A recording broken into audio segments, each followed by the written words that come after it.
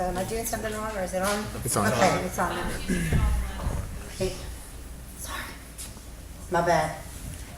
All right, so in just concluding about the basics that you really need to know for going to convention, utilizing Robert's rules, understanding. Number one, don't try to memorize that book. You are not going to do it. Just think about those concepts we talked about at the beginning. Things like you do one thing at a time. Things like you make sure that everything is discussed before you vote on it. And whether that's in committee or whether that's in the body, that you make sure that people are treated fairly. And you remember that that every member is equal and that there's no one that's got special privileges or treatment based on the position they might hold or something. That said, I wanted to go back over a few things talking about the motions in general. We've talked about the main motion and the amendments to the amendments, all those little boxes that you can keep in your head. There's other things that you should know. If you're in meetings in general, committee, we have committees for these convention meetings, but if you're in a committee or you have to send something to a committee, that's another box. And you could say, I want to send this to a committee. It's a whole new box that you put everything inside of again and ship it off to the committee and make it their problem. That's why the only reason you should think about committees is take that business and give it to somebody else to deal with instead of bring it, and then they'll make a recommendation to the body. And that is exactly what happens when we have committees on resolutions and rules and things. They're taking all this input that you had out of the hands of the main body in the interest of time in order to put that together in a nice package that we can then inspect and correct and tweak a little bit here and there. But it's the bulk of the business done for us ahead of time. So let those committees do that work. But be on those committees if you can.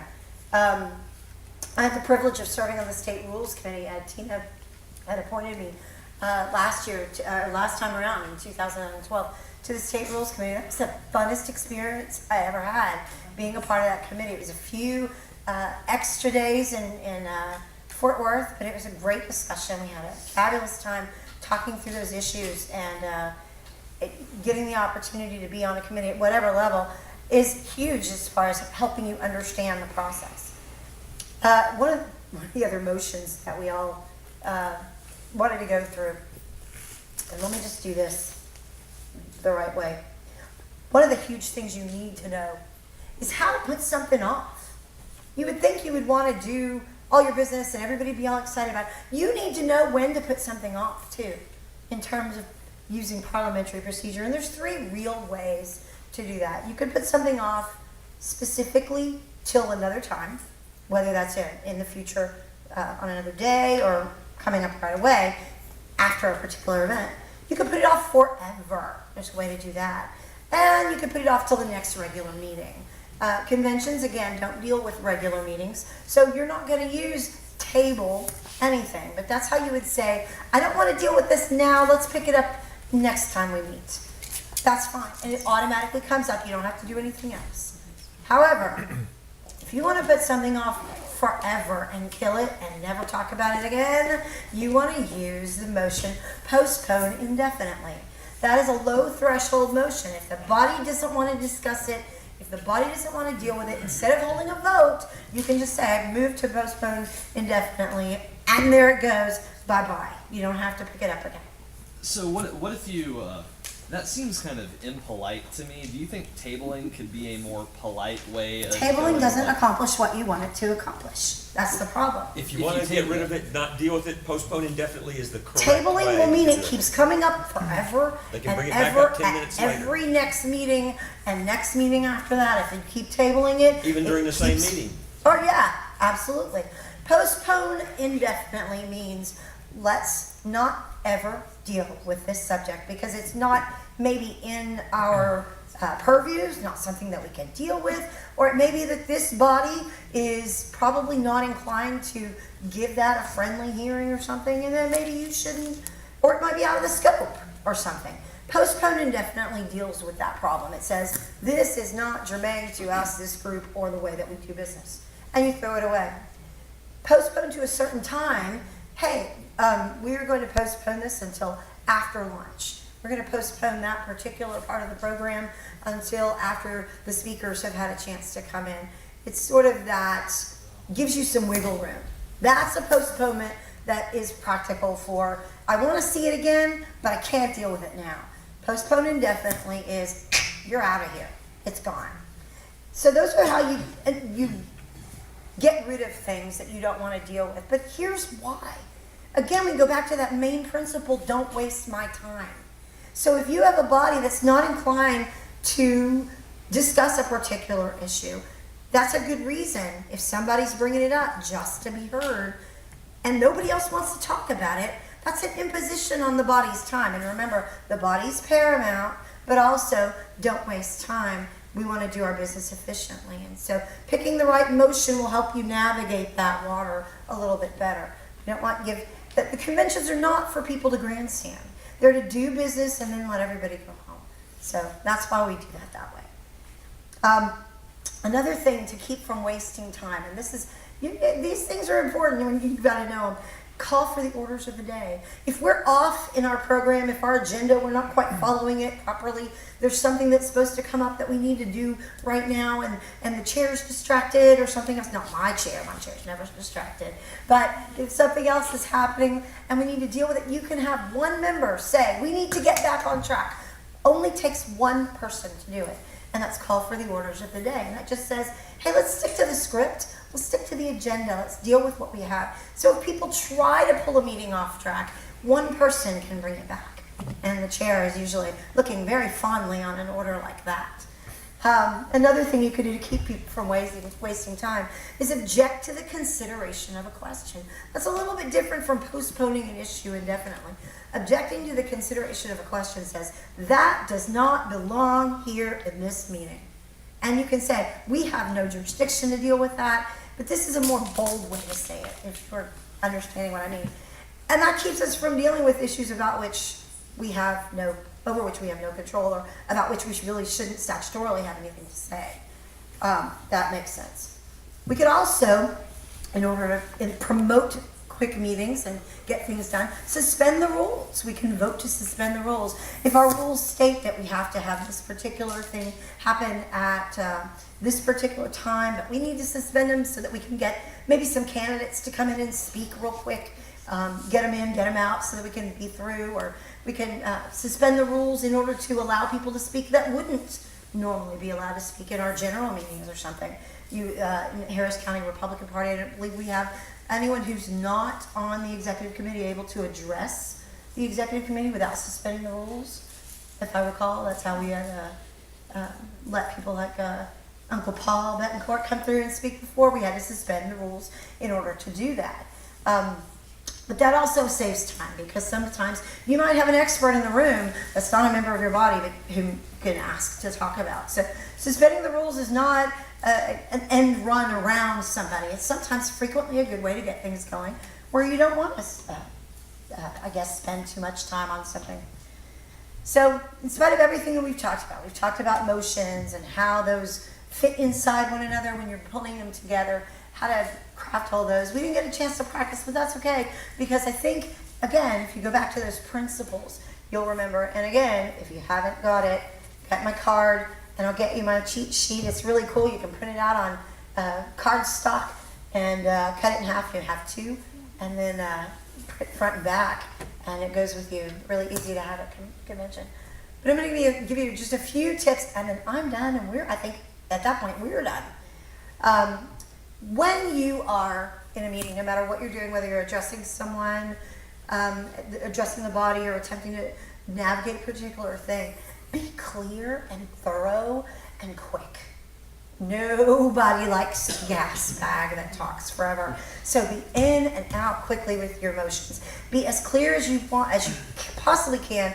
Write them down ahead of time and make sure that you have done that.